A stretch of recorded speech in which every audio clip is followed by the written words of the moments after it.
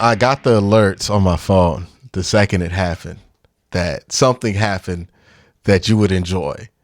We got a Lamar Stevens game.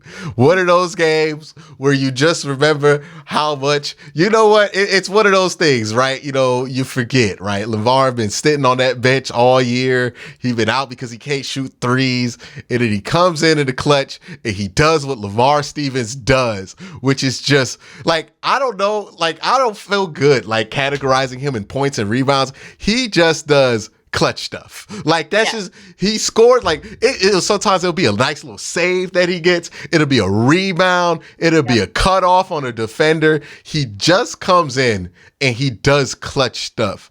And sometimes I legitimately think he's like, he feels he's the best player on the court. You know what I mean? Like it is one of those weird things. I think the only person in recent memory that I've seen do this, well, not do this, but like seen do something similar or make me feel something similar is, ironically enough, for Cavs fans, like Draymond Green, where Draymond had no business being the most like annoying player on the floor, but he would find a way. Like it's like that Bobby Portis Draymond Green thing where it's like, I don't know why, but I need that dude to get like 10, 15 minutes in the playoffs.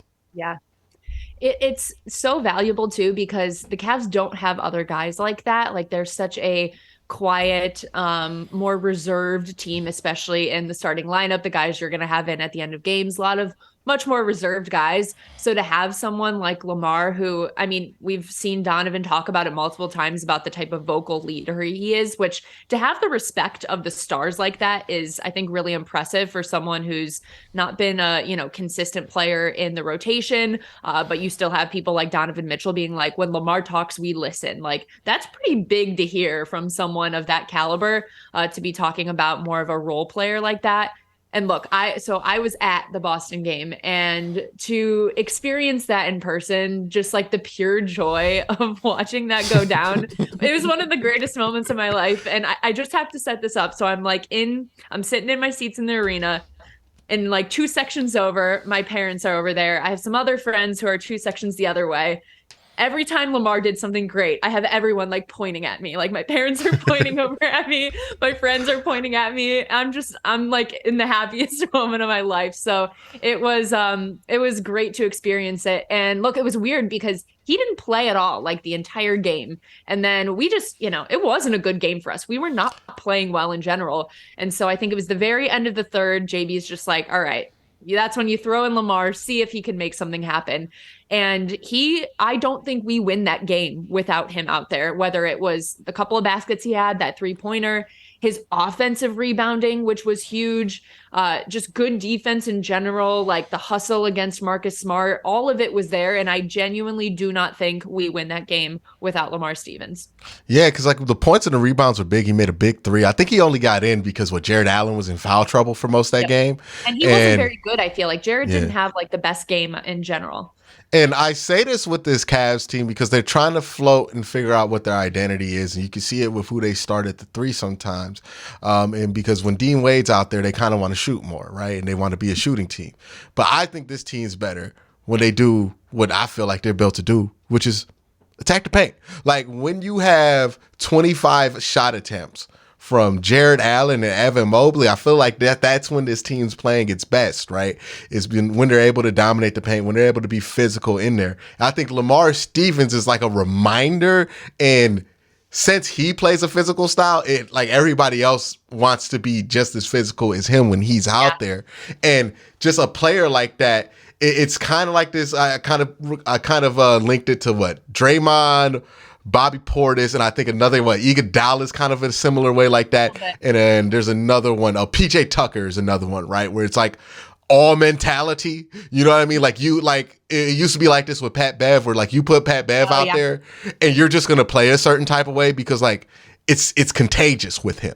Yep. Except for like Lamar don't do all the Pat Bev stuff that makes people like lose respect for him. But like it's kind of like that kind of thing where it's like, oh, this is a legitimate role player in the NBA. Yeah. Like, I think Lamar Stevens, like, I was watching him and I was thinking, okay, he's not a starter, but he's a legitimate role player. Like, I think if you give him 15 minutes on average throughout a season, he will give you 15 good minutes in a lot of moments like that, because he's that guy who can come off the bench and create a spark of energy, because he's just going to run. He's just going to play hard defense. He's going to go out there and talk. Like, he's going to talk to the other guys and be like, why aren't you doing this? Oh, you're getting lazy on this, like, and call stuff out.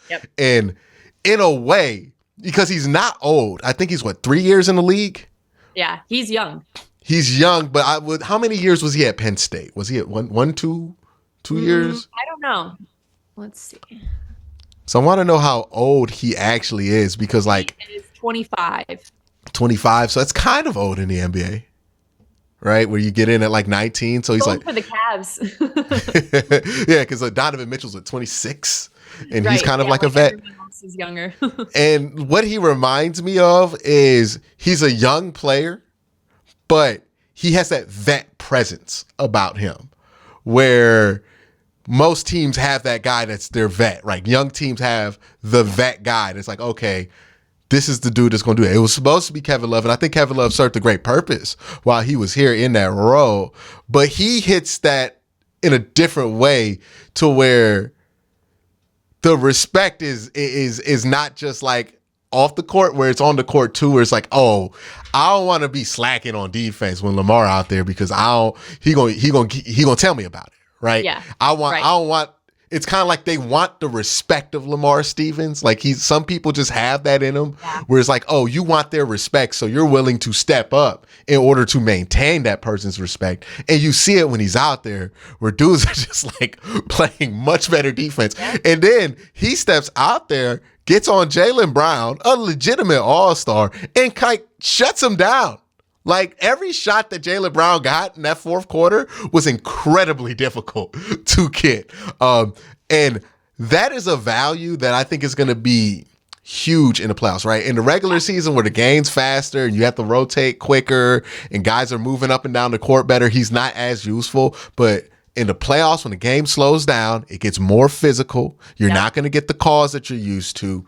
I think that's where a guy like Lamar Stevens his flaws are kind of hidden in that kind of style, and his strengths are accentuated, because what he is physical. What he is a guy who, look, he can't run up and down the court all day and defend like really fast fours, but he can get up in somebody's chest and guard a wing. And now you have Evan Mobley, who can slide over and easily switch off angles to not even have to worry about that. And I think there's a mentality there with him, and it's kind of been a joke all season, but like, I think this is dead serious. Yeah. Lamar Stevens probably needs to be a legitimate role player on this team.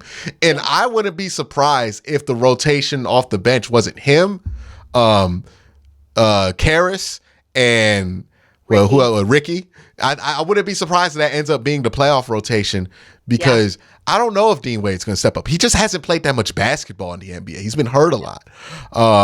And then Danny Green, he looks like he has almost nothing left. Yeah. So I don't know if you're going to be relying on him more than like a series or two. But Lamar Stevens, like, when your back is against the wall, he gives you something. Right. And that's important.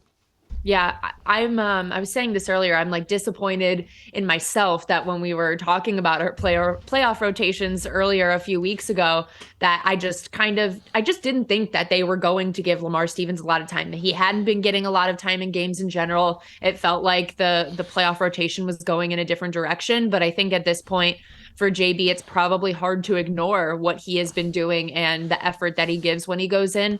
That I feel like, especially in a playoff atmosphere where it's intense. And I think we saw this in the playing games last year, where a lot of the guys kind of shrink in the moment. I don't think Lamar is someone who's going to do that, even though he doesn't have the playoff experience to back that up. I just think he has the confidence that regardless of what the moment is, he is going to play up to those expectations in that moment, that I think JB has to include him in at this point. I don't know, it might look different depending on the matchups in each series or who we're playing. But I think it's impossible to ignore. He got 27 minutes against the Heat last night. So clearly there has been a bit of a change because I think it's been a while since he got that significant a number of minutes. So maybe he is considering it more. And I think it's reached a point with Lamar Stevens to where he's shown enough to where it's like, hey, I think we should invest in developing him. So even if he doesn't have like a great playoff run or doesn't have that game in the playoff, I think he has that in him eventually. And I wouldn't mind just like taking the opportunity to invest in him, be like, hey, we're going to give him minutes. We think he's going to be a role player for this team and an important piece to this core. Not a big like core piece, right, but a complementary piece to this core that, like maybe they feel like he could be the Udonis Haslem of the Cavaliers, right? Like maybe they feel like that's their guy. Like I think there's something in it. Yeah, he's still. I think Udonis still on the team out there in Miami. He's still there. Him and Kevin. He's still there. But I think there's something in him that I think that they should really invest in developing him. And I would love to know, like, if this does become a thing in the playoffs, the story, because I think that he really got in there by chance. Like he just kind of got in there because like there was foul trouble. Man, we need to throw somebody out there. We're not playing well. All right, well, Lamar want to play. Let me reward him. And then he plays like that, and you're like, that might be the reminder where it's like, hey, we need to give him minutes in the playoffs because he comes in clutch. And I think that's going to be something that's going to stick in the head of JB, especially since it happened this late against a playoff team in the Boston Celtics. I think this was a huge moment. And you got to take advantage of your opportunities. Lamar Stevens took advantage of one. Yeah. And I think this was a moment here where it's like, oh, this is going to lead to something, because I think this was where JB was like, I think this is where I think a lot of people decided we got to take this Lamar thing seriously. Yeah. Because there's something more there than just like big dog. You know what I mean? Like there's something really helpful there for this young team.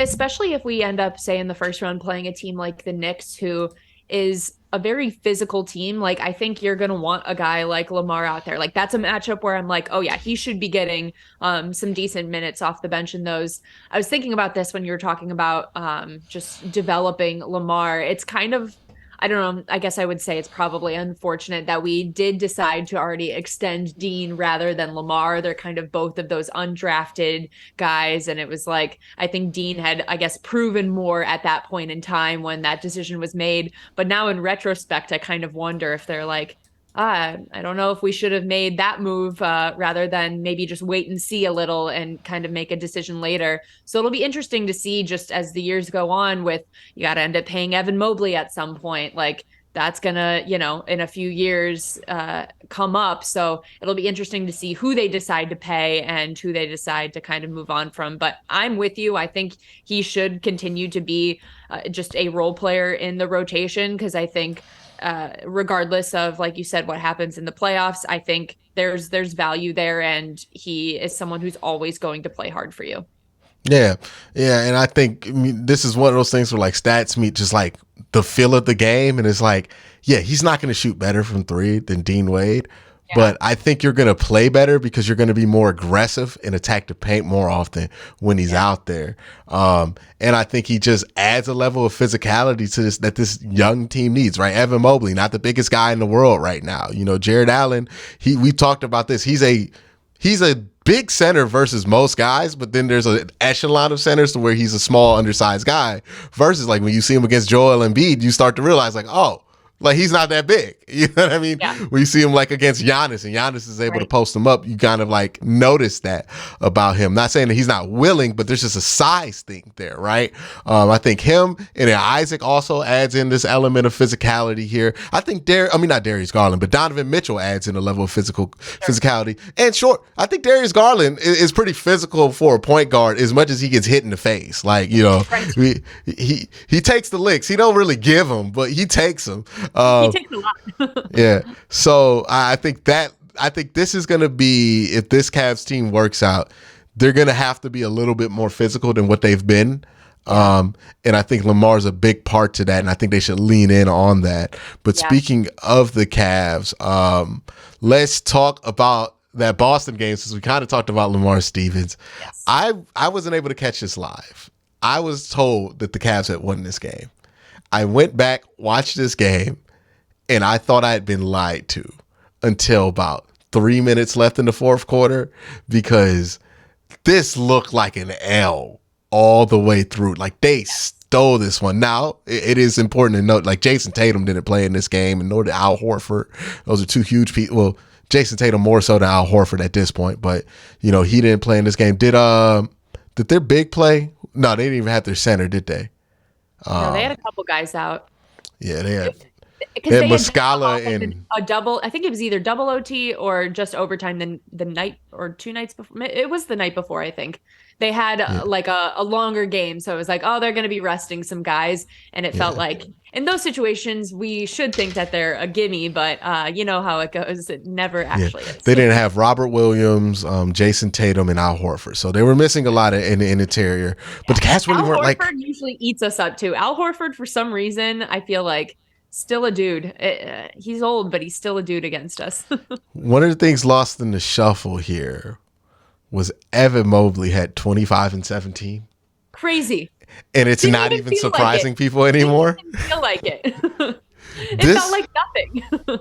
It's kind of like a Zion thing where it's like before Zion was like living up to the hype, everybody was like hyping it up, and then Zion started living up to the hype, and then nobody was talking about that. And I feel like that with Evan Mobley, because like we talked a lot about like Evan before, and now it's like, oh yeah, he's the dude that everybody swore he should be by his second year. And I even thought that was fast for him to be that dude. And then you go and look at the box score, he's putting up 25 and 17. You look at the game last night against the Rockets, I mean not the Rockets, against the Heat, he made like that play. That game looked like it was going to go in fully fall momentum wise to the Heat. And he makes one of the most incredible blocks you've ever seen. And like, I've said this like 20 times with Evan Mobley this year, where I'm like, that might be the most impressive block I've ever seen. You know, the one he got where I think it was against the Philadelphia 76ers, where the guy goes under reverse, and then he just swats it with ease with the other hand after going up with the one. That's stuff that like I've only seen LeBron attempt to do. Like, that is crazy. Like, LeBron didn't even do that successfully. So he is so lived up to what he is. He is so lived up to his expectations, I think, for year two so far this regular season. It's crazy because it like the way people talk about him, you would swear he's not. Right. Well, and it's crazy too, because I feel like the focus has been so much on like his 3-point shot not developing that like people just forget that like the rest of his offensive game has definitely improved. And like, as good as his defense was last season, like, we don't even talk about it as much because it was already expected to be good, but like, he is far surpassing that as well. So it's kind of crazy, because I feel like, I know it's always easier to focus on the negative, but man, when you watch him defensively, it's like, in the next like 2 years, he's got to win Defensive Player of the Year. Honestly, like, that's how good he's been playing, that it feels like he is so close to being at that level, like truly best in the league. It's funny because like you listen to Austin Carr always got something to say about defense, right? Like throughout his whole career, I've always heard him be like, yeah, well, you know, he's got to get back there and do this. There's always something he feels like somebody can add. He be watching Evan Mobley in awe. Like, he be watching Evan Mobley. And sometimes Austin be like, I've never seen that before. And that tells you everything you need to know about Evan and how well he's playing on that end, where it's like, nobody really can complain about how he's playing because he's playing that well. You know, and it's like, then whatever he gets you on the offensive end is kind of just bonus points, and he's giving you work on the offensive He had 25 end. points, like you said, in that game. Like, that is a big scoring game.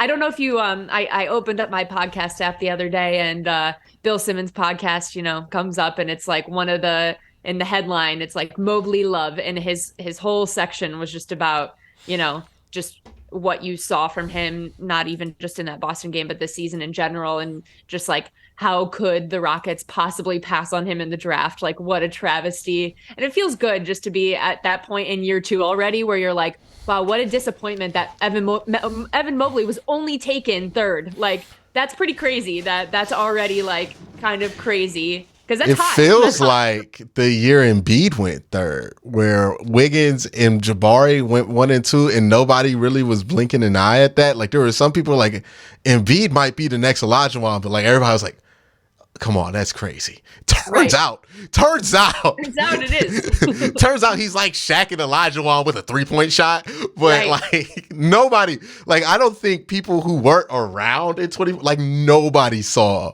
Joel coming in the way that he did, because like even at Kansas, it was all about Andrew Wiggins. Like all about, and Andrew Wiggins supposed to be the next Kobe Bryant. That's hilarious. Like the closest thing we've seen to Shaq in the league.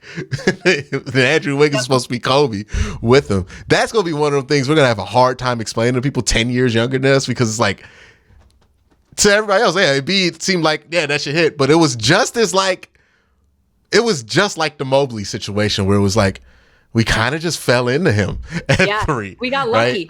Right? Because what Jalen, the top 3 were going to be the top 3 in that draft. It was just a matter of like which one was going to end up coming to the Cavs. It felt like Cade was for sure going first, but it was like, oh, I don't know. We'll just see which one we get. And clearly we won in that one. We've it's funny because like we talk about the bad luck the Browns have in drafts. Like the Cavs have had incredible draft luck in terms of like getting good lottery picks and stuff, and then landing just in terms of this one, like you get Evan Mobley. That is pretty incredible. I feel like not a lot of crazy misses for the Cavs. Like you can say Anthony Bennett, but like nobody was drafting Giannis number 1 overall. Like it's not like you missed on anybody because you took Anthony Bennett number 1 overall. It's not like a Markelle Fultz thing where you missed out on Jason Tatum because you went with Markelle. Well, if I look back, Kyrie was ultra lucky because that wasn't even our pick. We just got that randomly because we traded with Mo Williams or somebody like that. Or that we just happened to have the first pick the year that the greatest basketball player of all time, who is from the same area, is getting drafted. Like, how does that even happen? You know, like we get a little bit lucky. LeBron, I would say that was a hit. That was a big hit. LeBron was a big hit there. I think he lived up to the number 1 overall pick billing. Got a championship out of it. So that was pretty good. And then like the late lottery guys, nobody really cares about them. Colin Sexton wasn't like a great hit, but he was like he's a good player. He's just not like a star level player, and then you made up for it because you took Darius Garland immediately after. That's a hit there for 5. Right. Which you wouldn't think in year 1, but now at this point you're like, he's had an all-star season, probably should have been an all-star again this year. Like he's been better this year than he was last year. So it's like, okay, this is a real thing with Darius Garland. And then you get Evan Mobley after that. And I think, am I missing? Well, you drafted Andrew Wiggins, but you got out of that because LeBron came to town. I guess Isaac is another one. But see, Isaac's lived up to like his draft spot more than other guys in that draft have that were picked before him. And I was looking like, you want to play a fun game with the Pistons roster? Let's play a fun game with the Pistons roster because they are the all-time like draft bust team. They have all of the draft busts on their team. That's so sad. Remember RJ Hampton was a huge prospect coming out of college. He played with LaMelo Ball in the Australia League, and then he ended up going like 32nd overall. He's on the Pistons. James Wiseman. Oh, yeah. Yeah. I think same draft as Okoro, right? Yep. Yeah. It's crazy enough. Like Rather would have Okoro. A very popular name in that draft for sure. And then Marvin Bagley III. It was supposed to be him and Michael Porter Jr. that were supposed to be like the 2 guys in that draft. And I think Michael Porter had that back thing, so he went late. Ended up being Michael Porter was good. Marvin Bagley, not so much. But like, I was like, it's funny watching the Pistons. I'm like, oh, they got the clearance rack strategy. Like, we're just going to get these prospects on a discount. Like, Ben Simmons might be a Piston next. I'm just going to say, maybe. I would not be surprised if Ben Simmons is on the Pistons next. Honestly, because it seems would be good for him. I think he needs like a small market just to go hide for a few years or something. The thing about Detroit, people think that about Cleveland. It was like, oh yeah, go to a small market where people don't care. That's true. No, dog. Like Ben Simmons can't make it here. Detroit and Cleveland are just Philadelphia that people don't hype up. Like it's the same thing. Like if you are not playing in games, we're gonna boo you. Like that's the same in Detroit. They're gonna boo him in Detroit. He need to go somewhere like Utah where they just happy to have him. You know what I Right. mean? Like or somewhere that they don't care, like Orlando. That's why they saw Right. Markel Fultz. Like you need to send him to Orlando or somewhere Something like like that. that. You can't send him nowhere that care. Like Detroit and Cleveland, we care. Like you know Yeah, what I mean? that's true. Like Valid. yeah. So he got to go somewhere that don't care. But yeah, that's one of those things when you're looking at Detroit that I thought was interesting. But other than that, that game really wasn't that interesting. This Heat game was interesting. Got to see old Kevin Love. And I don't know if it's just because he's out of a Cavs uniform and like I'm not being optimistic about the back end of his career anymore because I'm invested in it. I saw him out there and I was like, man, he looks like he's retiring after this season. Yeah. He definitely looked washed. It was funny though, because the beginning of the game, he like nailed a three and then like took a charge or two. And it was like, oh no, is this what's happening right now? And then that went away and he went back to the Kevin Love that we've seen a lot of this season. So it was like, all right, I think we made the fine choice. But of course, it had to start like that. Like the two things he's known for, being able to make threes and taking charges. I was like, come on, Kevin, you can't do that to us. Yeah, and it was like it was funny because like the Cavs knew how to attack him. Like they Oh, knew, yeah. and they were Oh, just yeah. going at him to the point where he couldn't play that many minutes. I think he only played 21 despite starting. I thought that was interesting seeing Kevin Love again. I don't know. Does he get an opportunity to play us again? I think that's it for the Heat unless we see them in the playoffs. So he's not That going to might get a be it. home. I hope he can. So I don't think he's going to get a home game here against the Cavs. So that's unfortunate. And I think Maybe the series, though. You never know how the standings are going to fall. So, you never know. But I'm not trying to see Jimmy Butler in the first round. So no, like, nope. Jimmy and Bam, I'm gonna just Right. let the player take care of that. Um, Well, in I general, I feel like that was like a good win for us, though, even though, it is like Kevin Love and whatnot. Like Miami is a good team. And I feel like on the road, we haven't, in general played that well. So to get a win like that, even though we got close to blowing it at the end, I think that was huge for us just in terms of, playing at a high level on the road in the last few weeks here going into the playoffs. So I don't know how you felt, but I think, pretty good about what I saw in that game. when I watch this Cavs team and I'm comparing them to last year, which by the way I think they're 2 wins away from tying their win total last year. I think about the things that I felt like were costing them their moments last year. One of the things that cost them their moments was free throw shooting. They were bad at it last year, especially down the stretch. They're not bad at it anymore. They were what 90% Had a as a few- team. Yeah, there were a couple. I think was it the Boston game or the game before? It might have been the Boston game. They were Yeah, where really, they they were have a at couple like 80 bad. at Boston. But it's Yeah. like they used to have games where they were like shooting like 40, like 50 or in the 60s in free Nope. throws.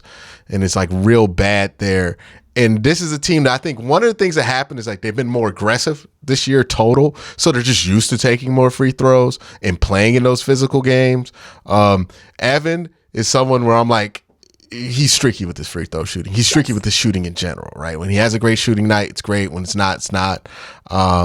But winning that game at Miami, I felt like was cool. And what I really felt like was cool at the end of it was it really like that's when I guess Miami fans showed up for like the last 5 minutes of Yeah. the fourth quarter, and it kind of felt like a playoff game. And I was in my head thinking, this is game 3. We're trying to go up 3-0 on them. Like Right. mentally take myself there to prepare myself for the playoffs. And it's like, okay, cool. They were able to get it done there. I wish they would have just took it home when it looked like they were originally going to take it home, where they made like the big play there to go up 5. They let Tyler Hero get the 3.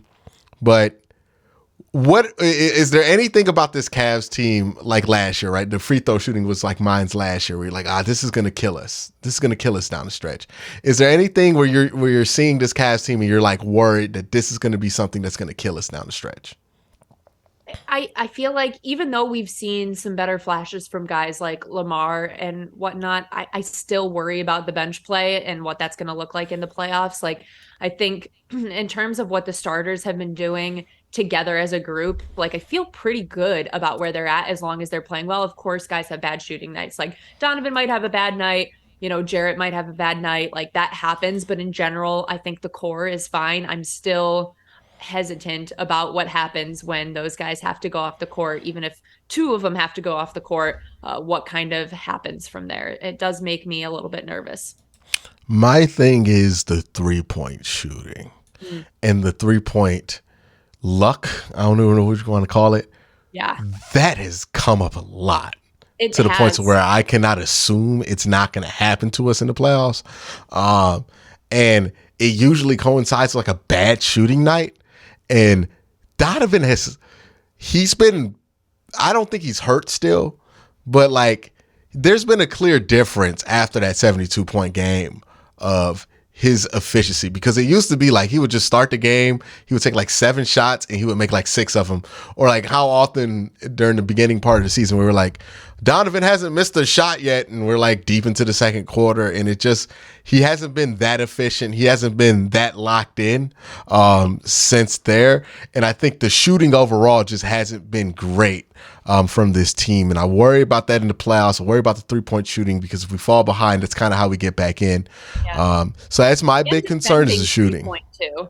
Like defending the other team's 3-point shot. Like I feel like that's been kind of the same struggle where teams at times just shoot the lights out against us, which you hope, that doesn't come up as often in the playoffs. Yeah. My big fear for this Cavs team is the first half of that Philly game. That's my big fear. It's like, oh, what if that's just how teams can like make us play? If that happens, that's a little bit concerning. But if they're able to play through that, which it's going to happen for a game, they're going to have a game like that in the playoffs. Right.